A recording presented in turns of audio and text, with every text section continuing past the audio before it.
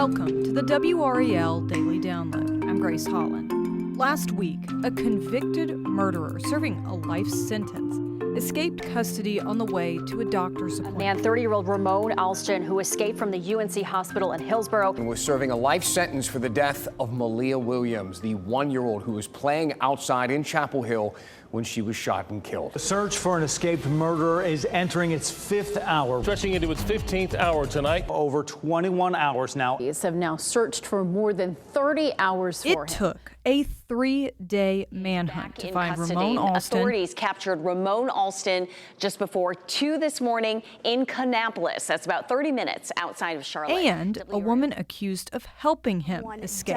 Jacobia Crisp was arrested in Alamance County. She is charged with felony aiding and abetting a fugitive. Now that the search for him is over, our team is trying to find out more about how he got away and the potential consequences for those involved.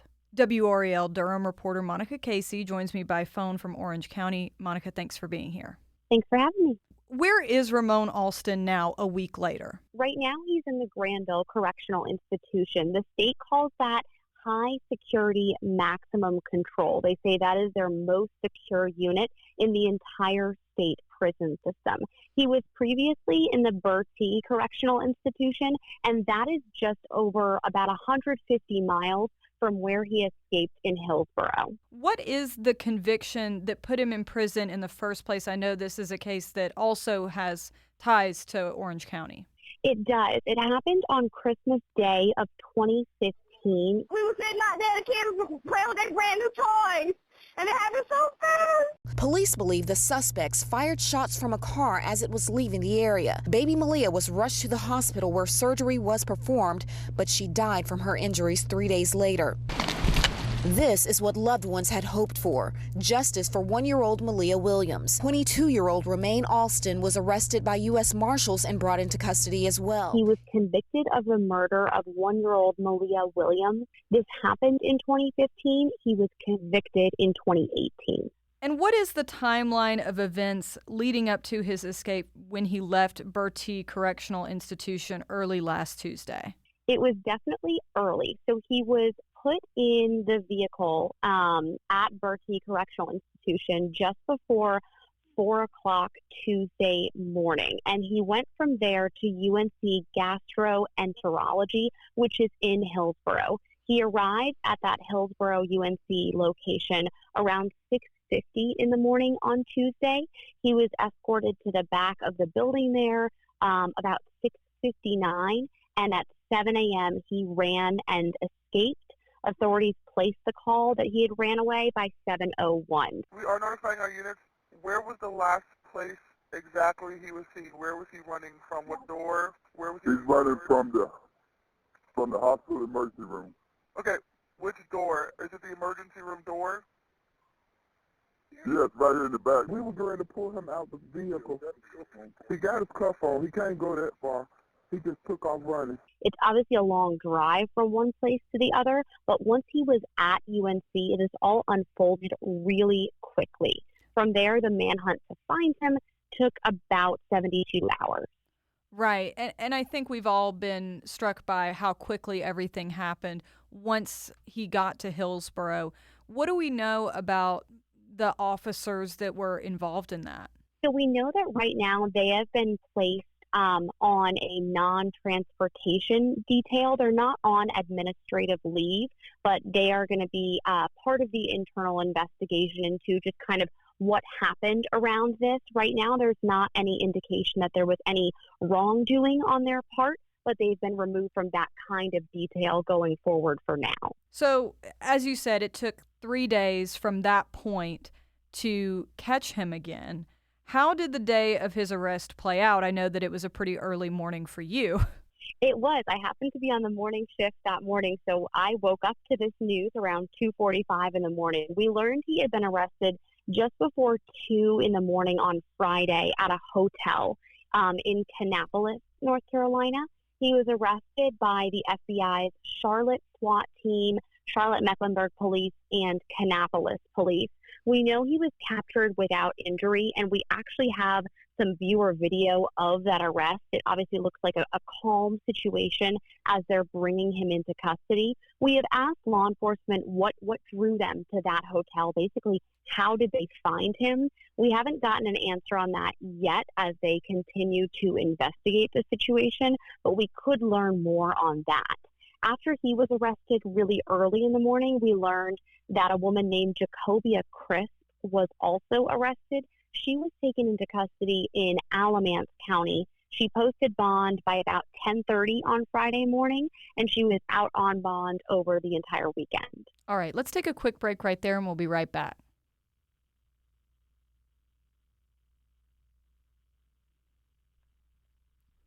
Monica, before the break, you were getting into the details of this arrest, and that is, of course, the point we learned that police believe that he had an accomplice in his escape, which is Jacobia Crisp. So what do we know about her?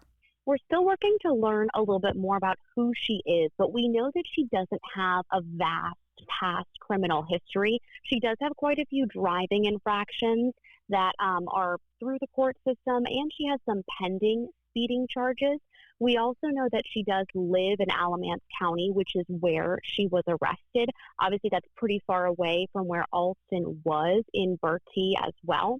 We know that her relationship with Alston is very recent. It only started after he was incarcerated over the past few months.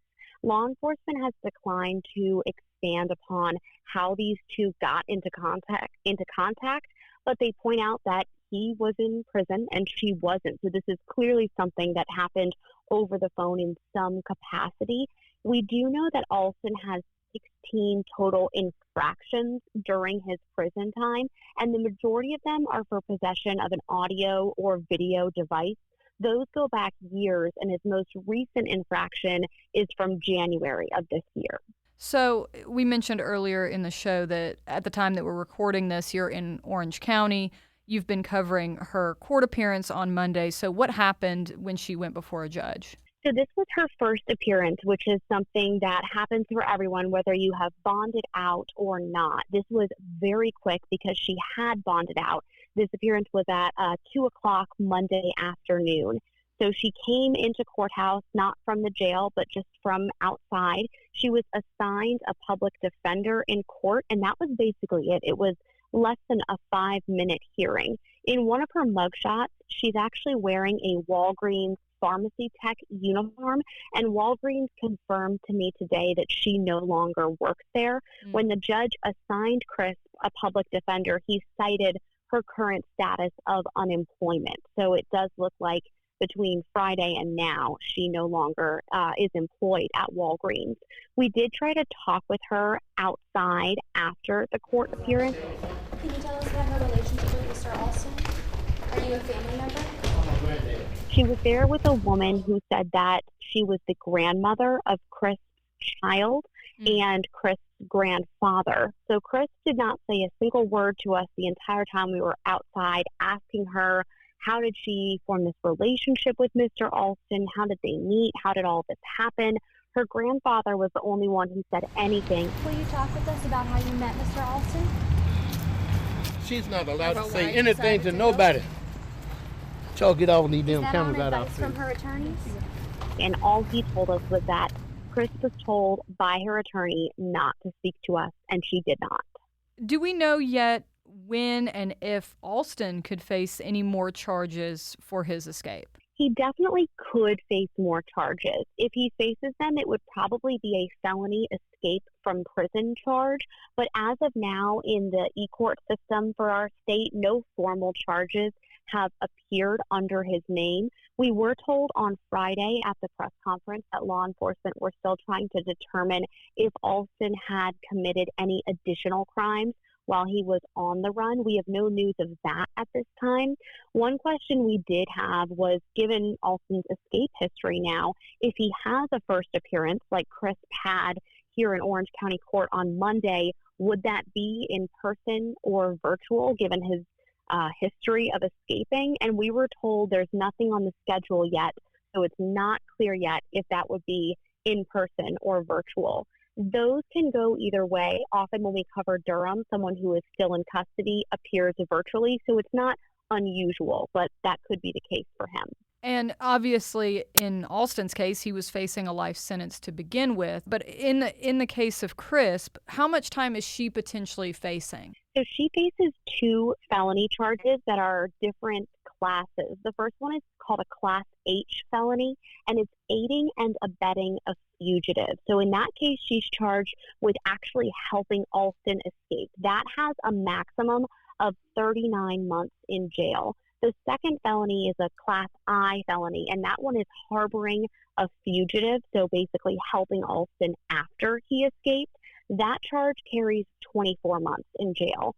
So if those sentences run concurrently, it could be less time, but if they are one after the other and don't overlap at all, it could be more time. It could be a little over 5 years. And I want to just end on that internal investigation that you talked about from the Department of Corrections that's going on because of this. When do we think we might hear some answers in that? We were told it's going to take a few weeks, and that's not too surprising because in their words, they said this was a big incident, and they said they're going to have a lot of different groups involved in looking at how did this happen, how can they make sure it doesn't happen again. We had some questions about why was Alston taken so far away in the first place, and the bottom line is they want to be able to provide community standard health care. So they do have to strike a delicate balance of making sure people in their custody are taken care of, but also that they don't escape. So it is going to be a few weeks before we see something from them on that, I think. All right. Well, thank you so much, Monica. We'll be looking for those updates. And thank you for listening to the WRAL Daily Download. Another great way to get WRAL news is the Morning Briefing newsletter. It's a daily email that's waiting in your inbox every morning with local news, events, and headlines to get you ready for the day. Sign up at WRAL.com/newsletter.